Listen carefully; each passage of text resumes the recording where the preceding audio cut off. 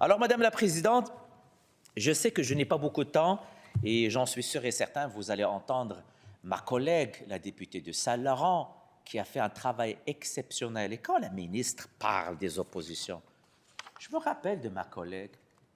Qui a demandé la suspension? Qui a demandé de prendre plus de temps pour réfléchir aux amendements? C'est la ministre. Est-ce qu'il a eu le courage de le dire? De dire que grâce à nos interventions, il a dit « donnez-moi un peu de temps parce que je n'ai pas pensé à ça ». Et là, je tiens à lui rappeler, il y a beaucoup de présidents de commission, 13 heures de suspension. Il y a des collègues qui ont assisté avec nous, 13 heures de suspension. Et là, quand je vois sur la place publique, on dirait qu'on a fait quelque chose de pas correct, on devrait s'excuser à Madame la ministre parce qu'on a siégé pendant 84 heures. Alors, Madame la Présidente, malheureusement, je tiens à le dire, ce gouvernement n'a aucune vision en matière de transport. Nous avons essayé avec tous les moyens d'amender le projet de loi. Et je sais parce qu'il a fait le calcul par rapport à l'article 4. Oui, je vais vous dire pourquoi l'article 4 est très important. Et je me rappelle du combat parce qu'on l'a mené ensemble. Et moi, je suis fier de le mener avec mes deux autres collègues des autres oppositions et ma collègue, la députée de Saint-Laurent. Parce que c'est le cœur du projet de loi.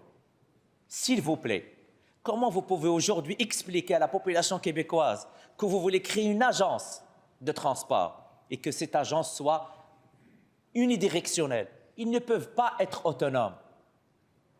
Depuis quand on veut recruter des experts et on doit leur dire quoi faire? Et lieu l'autonomie? Et oui, Madame la Présidente, nous avons essayé avec tous les moyens qu'on avait en tant qu'opposition d'amender son projet de loi. Mais malheureusement, il n'a pas accepté nos amendements. Et c'est là la différence de fond. Et c'est pour cela que son projet de loi brouillon ne va pas changer quoi que ce soit en matière de transport, parce qu'il n'y a pas de vision en matière de transport collectif. Refus d'ajouter le mot collectif dans le transport. Refus d'ajouter dans les projets complexes ce qui touche le transport collectif. Refus de donner l'autonomie à ces experts. Et après, il vient nous dire « je dois recruter les meilleurs experts » parce que depuis très longtemps au Québec, on n'était pas capable de livrer des grands projets. Oui, il a raison. Le « on » inclut uniquement la CAQ parce qu'ils n'ont rien livré. La dernière bonne réalisation, elle est libérale. Je leur lance un défi. Dites-moi, qu'est-ce que vous avez livré en matière de transport collectif? Rien. La dernière réalisation, elle est libérale. C'est le REM de Montréal. Alors, Madame la Présidente, malheureusement, et je tiens à le dire, on va voter contre son projet de loi. Parce que, par honnêteté, je ne peux pas aujourd'hui cautionner la création d'une agence qui n'a pas de vision, que sa mission va toujours recevoir des ordres politiques. D'ailleurs, c'est ce que décriait le leader adjoint du gouvernement. Le député, le ministre de la cybersécurité avait raison de dire qu'il faut faire attention par rapport aux commandes politiques, parce que ça ouvre la porte au favoritisme, mais aussi que ça éloigne du contrôle parlementaire. Donc, au niveau du contrôle parlementaire, je peux lui dire qu'on peut contrôler l'action d'une agence. Mais là où je suis d'accord avec lui, c'est une agence de favoritisme. Parce que l'ingérence politique, elle est là. Demain, la ministre peut décider quel projet elle veut confier à l'agence. Mais il n'y a pas d'autonomie. Là, on parle de recruter des gens indépendants, des experts qui vont travailler avec un PDG, qui vont recevoir les ordres. Et s'il n'y a pas d'ordre, on doit attendre les ordres. Et s'il n'y a pas de projet, on doit attendre les projets. Voilà, Madame la Présidente, pourquoi on va voter contre cette agence. Et à l'image de l'agence de santé, on voit le désengagement gouvernemental en matière de livraison des services. Regardez ce qui se passe avec la santé. Le projet de loi bâillonné l'année dernière en lien avec l'agence de santé, ça fait presque une année maintenant. Avez-vous vu une amélioration? Avez-vous vu une baisse de liste d'attente en chirurgie? Avez-vous vu une amélioration de la qualité de l'expérience patient au niveau de nos hôpitaux? Non, Madame la Présidente. Alors aujourd'hui, je suis convaincu que le fait de ne pas donner plus d'autonomie à l'agence ne va pas aider l'agence à aller au-delà de ce qu'on souhaite tous en tant que population. On a besoin d'une vision claire en matière de mobilité durable. Je n'ai jamais entendu quelqu'un contredire le fait que si tu veux recruter les meilleurs, tu dois juste leur dire quoi faire.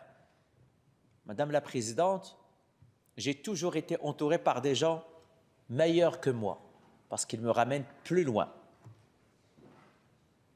Et si on voulait avoir une vision, on aurait dû penser, le gouvernement aurait dû penser à des gens qui avaient cette possibilité de ramener l'agence plus loin et non pas être à la merci des commandes politiques gouvernementales.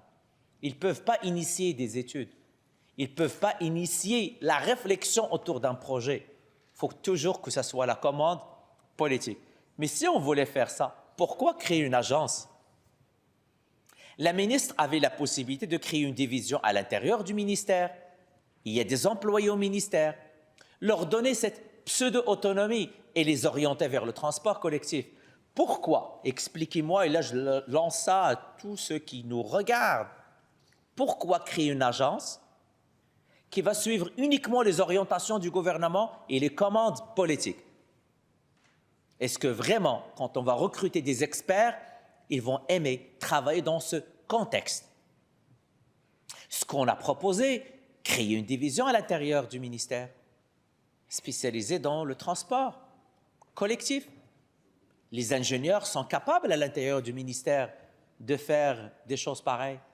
Mais malheureusement, Madame la Présidente, je pense que vu l'échec qu'acquise en matière de transport, vu que Madame la Ministre ne peut pas aujourd'hui dire sur toutes les tribunes « j'ai lancé, j'ai inauguré, j'ai réussi ». En fait, le mot « réussite » n'existe pas en matière de transport collectif au sein de ce gouvernement caquiste. Il ne peut pas le dire.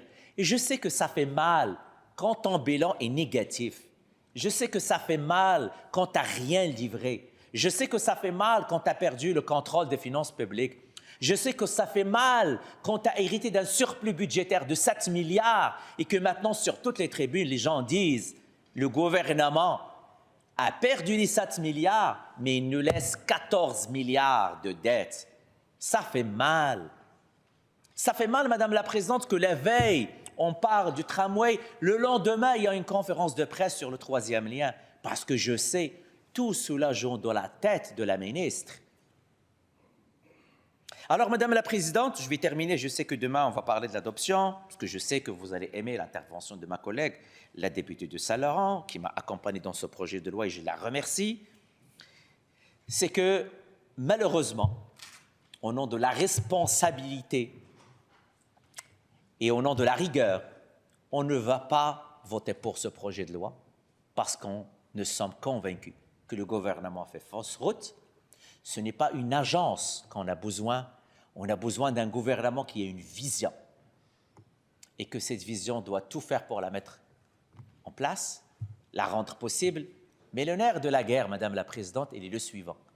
L'agence que le gouvernement s'apprête à lancer a besoin d'argent pour fonctionner et elle a besoin d'argent de financement pour réaliser ses projets. Or avec un déficit historique de 14 milliards, je dis aux Québécois et aux Québécoises qui nous suivent, il ne faut pas avoir trop d'attentes en matière de transport collectif avec les caquistes. Merci, Madame la Présidente.